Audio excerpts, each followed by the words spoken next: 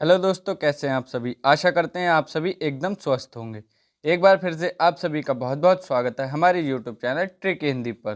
दोस्तों, आज की इस वीडियो में हम एक बार फिर से आप सभी के लिए यूपी पुलिस कांस्टेबल का हिंदी का मॉक टेस्ट लेकर उपस्थित हैं। आज की इस वीडियो में जितने भी प्रश्न होने वाले हैं वो आपके पेपर की दृष्टि से बहुत ज़्यादा महत्वपूर्ण होने वाले हैं। बिना किसी समय को गवाए अपनी इस वीडियो को शुरू कर लेते हैं। पहले प्रश्न की बात करें तो पहला प्रश्न हमसे पूछा गया है, निम्नलिखित में से कौन सा व्यंजन संधि का उदाहरण है। पहला ऑप्शन हमें दिया गया है सदैव, दूसरा ऑप्शन है मनोरथ, तीसरा ऑप्शन है निर्गुण, चौथा ऑप्शन है सदाचार। तो व्यंजन संधि का उदाहरण हमें बताना है इन चार विकल्प में से कौन सा दिया गया है। बात करते हैं इस प्रश्न के सही उत्तर की, तो ऑप्शन नंबर डी इस प्रश्न का सही उत्तर हो जाएगा। सदाचार जो होगा वो हमारा व्यंजन संधि के अंतर्गत आएगा।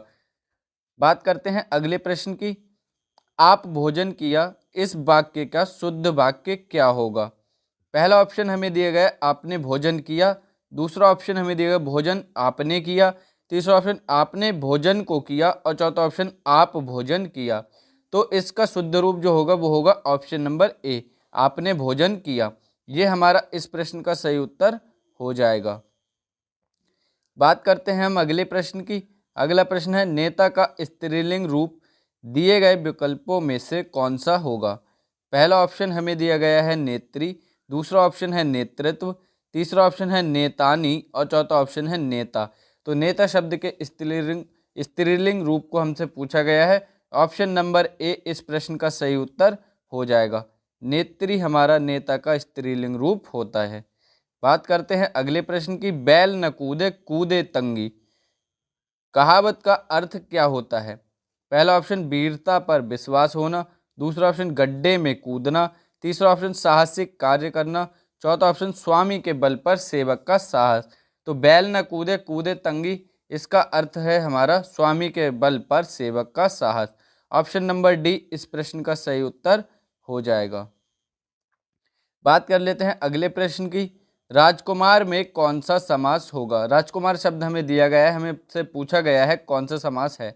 पहला ऑप्शन कर्मधारय समास, दूसरा ऑप्शन है बहुब्रीहि समास, दूसरा ऑप्शन के बाद तीसरा ऑप्शन है द्वंद्व समास, चौथा ऑप्शन है तत्पुरुष समास।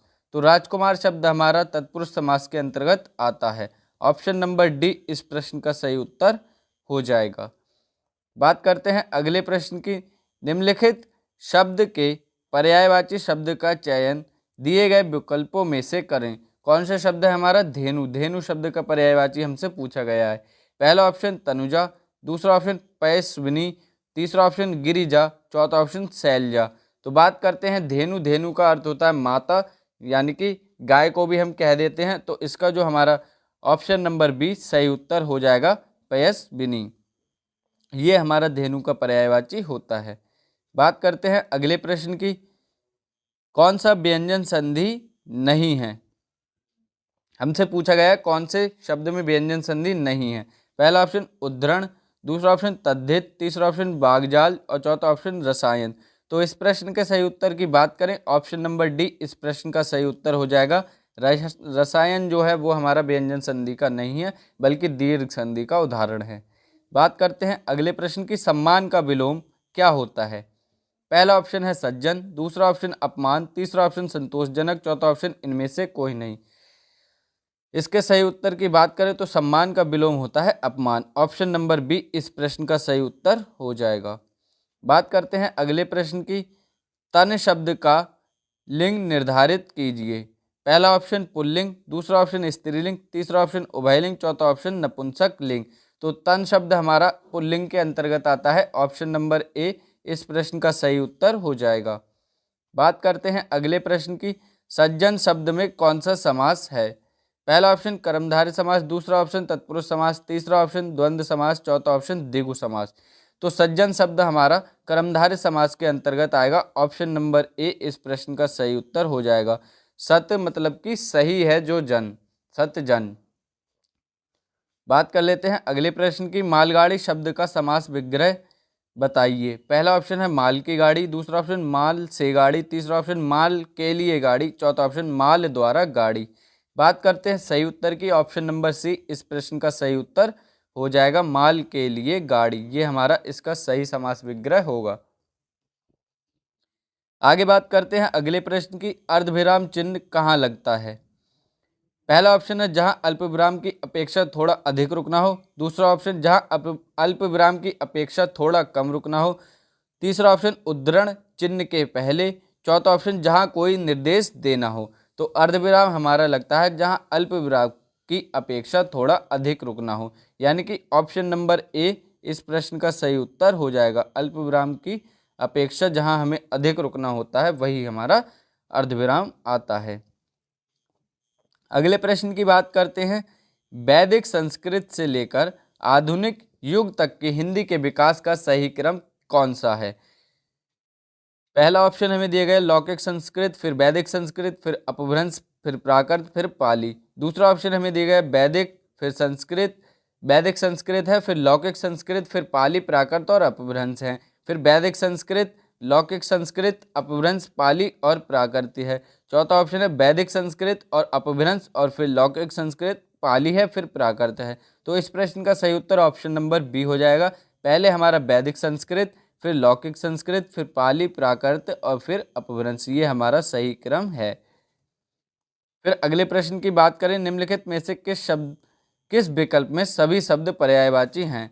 पहला ऑप्शन चपला, सौदामिनी, चंचला, मेखला। दूसरा ऑप्शन सतीश, शंकर, महेश्वर, शिव। तीसरा ऑप्शन है शार्दुल, अयान, केहरी, व्याघ्र।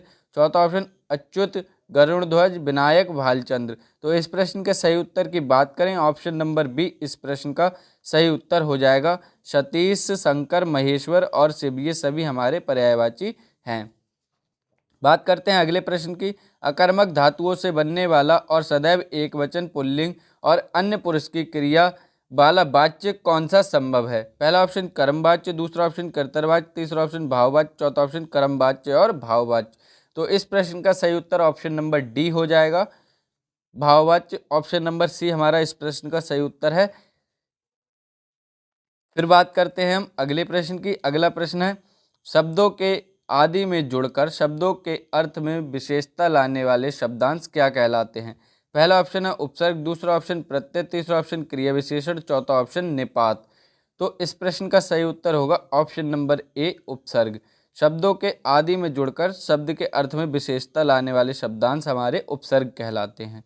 बात करते हैं अगले प्रश्न के, आज हमारी बारी है में आज कौन सा पद है। पहला ऑप्शन सर्वनाम, दूसरा ऑप्शन संज्ञा, तीसरा ऑप्शन क्रिया विशेषण, चौथा ऑप्शन क्रिया। तो इस प्रश्न के सही उत्तर की बात करें, ऑप्शन नंबर सी इस प्रश्न का सही उत्तर है, क्रिया विशेषण है हमारा जो आज दिया गया है। बात करते हैं अगले प्रश्न की, भवन और भुवन का अर्थ किस विकल्प में सही है। पहला ऑप्शन गृह और वन, दूसरा ऑप्शन 14 लोक और प्रसाद, तीसरा ऑप्शन आकाश और संसार, चौथा ऑप्शन महल और जगत। तो ऑप्शन नंबर डी इस प्रश्न का सही उत्तर है, महल और जगत, ये हमारा अर्थ होता है भवन और भुवन का। बात करते हैं अगले प्रश्न की, किस युग्म का विलोम रूप शुद्ध नहीं है।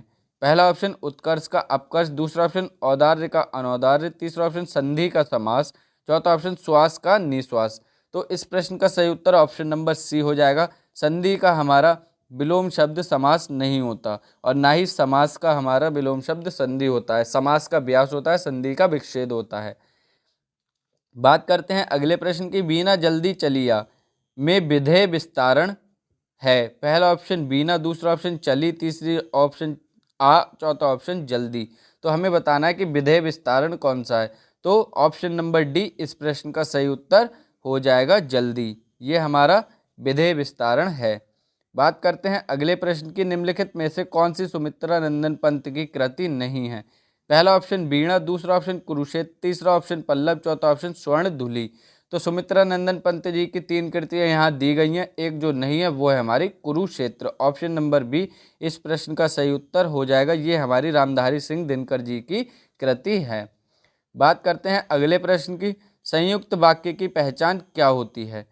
पहला ऑप्शन हमें दिया गया है, एक प्रधान उपवाक्य और एक से अधिक आश्रित उपवाक्य होते हैं, दूसरा इसमें 2 वाक्य होते हैं, तीसरा ऑप्शन है वाक्य में मुख्य क्रिया एक होती है, चौथा ऑप्शन एक प्रधान और एक समानाधिकरण उपवाक्य होता है और दोनों उपवाक्य आपस में स्वतंत्र रहते हुए किसी योजक जैसे कि और अथवा किंतु आदि से जुड़े होते हैं। तो इस प्रश्न के सही उत्तर की बात करेंगे। इस प्रश्न का सही उत्तर ऑप्शन नंबर डी हो जाएगा। एक प्रधान एक समानाधिकरण उपवाक्य होता है, किंतु दोनों उपवाक्य आपस में स्वतंत्र होते हैं और किसी योजक के द्वारा जुड़े होते हैं। बात कर लेते हैं अगले प्रश्न की। जिस क्रिया से सूचित होने वाला व्यापार कर्ता करता है और फल कर्ता पर ही पड़े उसे क्या कहते हैं? पहला ऑप्शन सकर्मक क्रिया, दूसरा ऑप्शन व्युत्पन्न, तीसरा ऑप्शन अकर्मक क्रिया, चौथा ऑप्शन सम्मिश्र। तो जहां पर कर्ता कार्य करता है और उसका फल भी कर्ता पर ही पड़ता है, वहां हमारी अकर्मक क्रिया ऑप्शन नंबर सी इस प्रश्न का सही उत्तर हो जाएगा, क्योंकि यहाँ पर कर्म के बिना कार्य हो रहा होता है जिसका फल कर्ता पर पड़ रहा होता है। बात कर लेते हैं अगले प्रश्न की। के लिए किस कारक का चिन्ह है?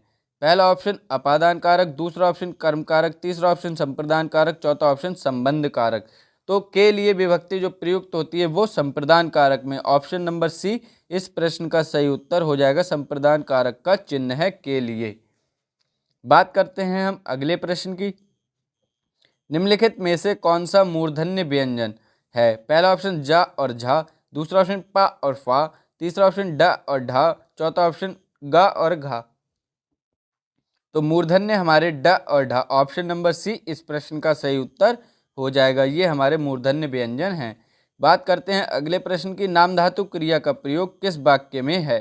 पहला ऑप्शन मैंने नौकर से पूछा, पूरे घर की सफाई करवाई, यानी कि पहला ऑप्शन है मैंने नौकर से पूरे घर की सफाई करवाई। दूसरा ऑप्शन उसने मेरी पूरी संपत्ति हत्या ली। तीसरा ऑप्शन है वह खाना खाकर सो गया। चौथा ऑप्शन सुरेश ने एक महल बनवाया। तो नाम धातु क्रिया यहाँ पर है उसने मेरी पूरी संपत्ति हत्या ली। ऑप्शन नंबर बी इस प्रश्न का सही उत्तर हो जाएगा। बात करते हैं अगले प्रश्न की। नीचे दिए गए उदाहरणों में से संधि का नाम किस विकल्प में अशुद्ध है? पहला ऑप्शन महावर्ण में दीर्घ संधि है, दूसरा ऑप्शन दिगंबर में व्यंजन संधि है, तीसरा ऑप्शन प्रत्येक में यड़ संधि होगा। ये पढ़ हो गया है, यहाँ पे यड़ संधि होगा, तो पढ़ नहीं होगा, यहाँ पे हमारा यड़ संधि होगा। और चौथा ऑप्शन हमें दिया गया है बनोत्सव में दीर्घ संधि है। तो बात करते हैं इस प्रश्न के सही उत्तर की। ऑप्शन नंबर डी यहाँ अशुद्ध दिया गया है। बनोत्सव में हमारी दीर्घ संधि नहीं होती बल्कि हमारी गुण संधि होती है। बात कर लेते हैं अगले प्रश्न की। किस युग में अशुद्धि है? पहला ऑप्शन हमें दिया गया प्रतिवर्ष कर्मधारय समास है, दूसरा ऑप्शन सतसई द्विगु समास है, तीसरा ऑप्शन दाल रोटी द्वंद्व समास है और चौथा ऑप्शन है आजन्म अव्ययीभाव समास है। तो इस प्रश्न का सही उत्तर ऑप्शन नंबर ए हो जाएगा। प्रतिवर्ष कर्मधारय समास के अंतर्गत नहीं आता। बात कर लेते हैं अगले प्रश्न की। यदि नेहा परिश्रम करती तो परीक्षा में अवश्य उत्तीर्ण हो जाती। क्रिया का काल कौन सा है?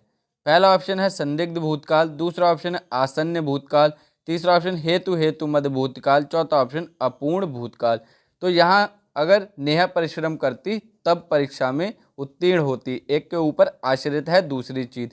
तो ये है हमारा हेतु हेतु मद भूतकाल। ऑप्शन नंबर सी इस प्रश्न का सही उत्तर हो जाएगा। बात करते हैं हम अगले प्रश्न की। अगला प्रश्न है निम्नलिखित में से किस अलंकार में शब्द का प्रयोग एक ही बार किया जाता है पर उसके एक से अधिक अर्थ निकलते हैं? पहला ऑप्शन है यमक अलंकार, दूसरा ऑप्शन उपमा अलंकार, तीसरा ऑप्शन श्लेष अलंकार और चौथा ऑप्शन है रूपक अलंकार। तो एक शब्द एक ही बार आएगा और उसके बहुत सारे अर्थ निकले तो वो अलंकार होता है हमारा श्लेष अलंकार। ऑप्शन नंबर सी इस प्रश्न का सही उत्तर हो जाएगा। मैंने जब श्लेष अलंकार की परिभाषा भी आपको बताई थी तो यही बताई थी। बात करते हैं अगले प्रश्न की, जो कि है कौन सा वाक्य शुद्ध है हमें बताना है। पहला ऑप्शन है यह आंखों के देखी घटना है, दूसरा ऑप्शन यह आंखों देखी घटना है, तीसरा ऑप्शन यह आंखों द्वारा देखी गई घटना, चौथा ऑप्शन यह आंखों द्वारा देखी सुनी घटना है। तो सही उत्तर की बात करें ऑप्शन नंबर बी इस प्रश्न का सही उत्तर हो जाएगा। यह आंखों देखी घटना है। ये हम नॉर्मल जब साधारण बातचीत करते हैं तब भी कहते हैं यह आंखों देखी घटना है मेरी। तो ये थे आज की हमारी वीडियो के आप सभी के लिए मॉक टेस्ट में आने वाले बहुत ही महत्वपूर्ण प्रश्न। आशा करते हैं आपको वीडियो पसंद आई होगी। वीडियो पसंद आई वीडियो को लाइक कर देना, ऐसी वीडियोस को देखने के लिए चैनल को सब्सक्राइब कर देना, वीडियो को अपने दोस्तों में शेयर करना बिल्कुल भी मत भूलना। बहुत ही जल्द मिलेंगे अगली वीडियो को ऐसे ही महत्वपूर्ण जानकारी लेकर। तब तक के लिए पढ़ते रहिए, स्वस्थ रहिए। जय हिंद दोस्तों, वंदे मातरम, धन्यवाद।